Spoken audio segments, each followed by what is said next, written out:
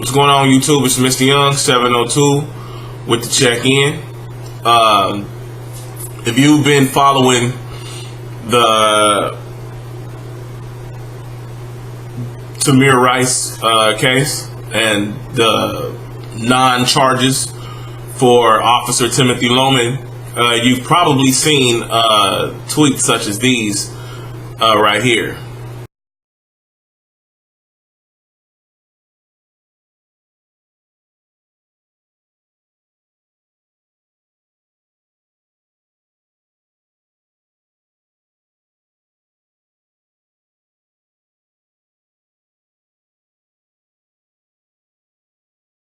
Please pay attention to the amount of times that these things have been retweeted, and pay attention to the amount of times they've been liked.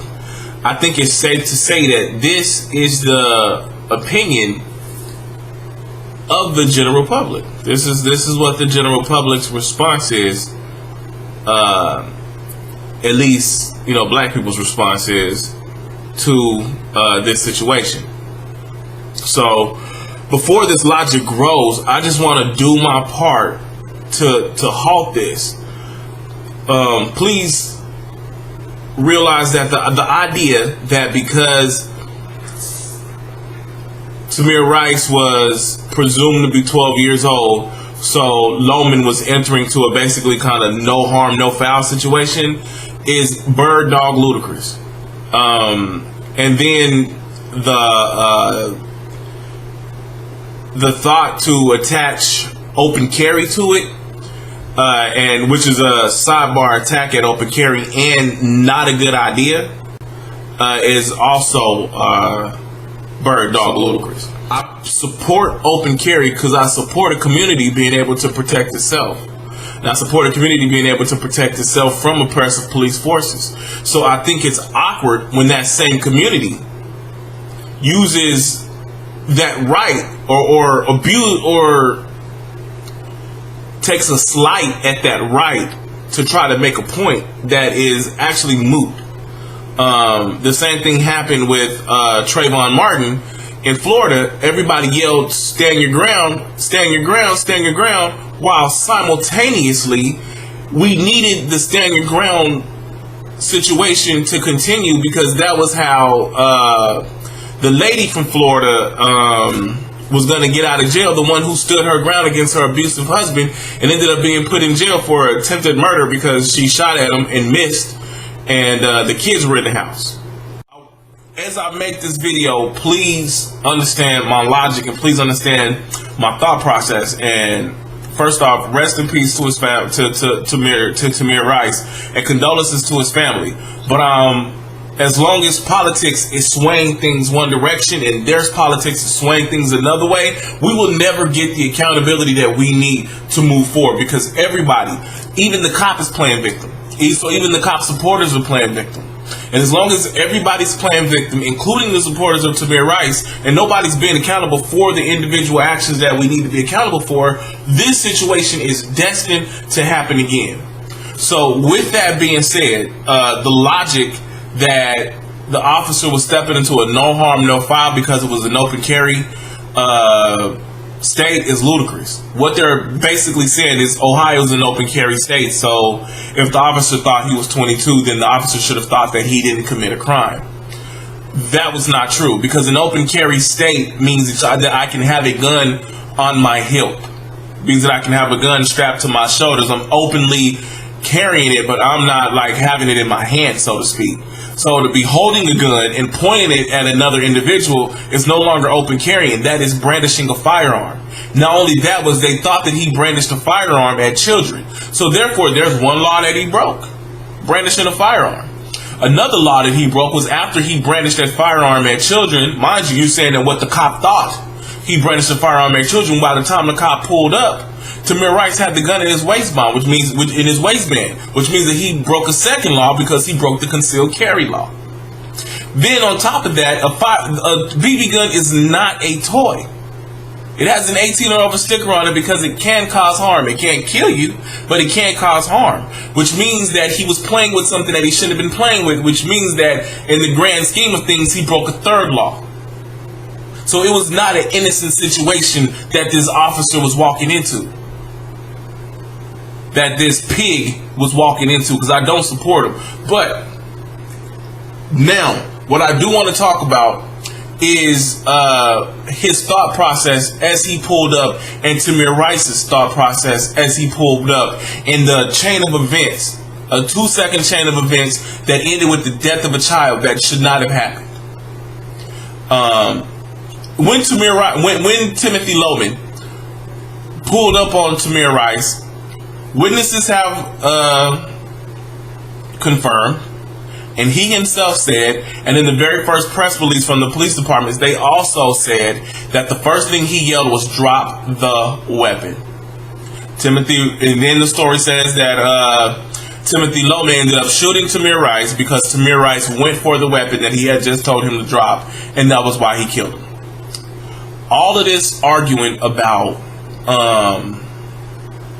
2 seconds, and it didn't take too long, and open carry this, open carry that, is actually swaying the people's attention from a very simple truth. And that very simple truth is this: if Timothy Loman knew that he had the gun and he did not see the gun, then Timothy Loman also knew that that gun was concealed. If Timothy Loman knew that that gun was concealed and he said drop the weapon, then a reasonable individual would assume that in order for Tamir Rice to comply. Now here's the issue. If Tamir Rice would not have moved at all and he would have gotten shot, then police supporters will be saying right now that Tamir Rice got killed for not complying. So the only way for Tamir Rice to have complied would have been to drop the weapon, because that was what the officer expected him to do. Now pause this video right now and go find an object the size of a gun, a pen, even a CD case, your cell phone, some keys, anything. Just go find something.